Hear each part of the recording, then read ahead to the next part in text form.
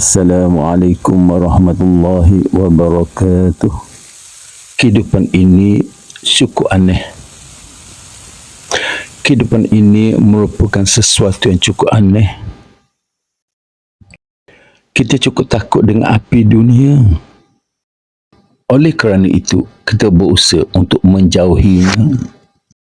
Kita mengaku bahawa kita juga takut dengan api akhirat. Tapi kita tidak pernah berusaha untuk menjauhinya. Masalahnya, kita sedang berusaha untuk mendekatinya. Apakah kita percaya dan betul-betul yakin dengan azab neraka? Jika kita betul percaya dengan azab neraka, kenapa kita tak ada rasa takut dengannya? Apakah dalam hati-hati kita ada sifat munafik? Apakah kita sebenarnya seorang yang bersifat munafik?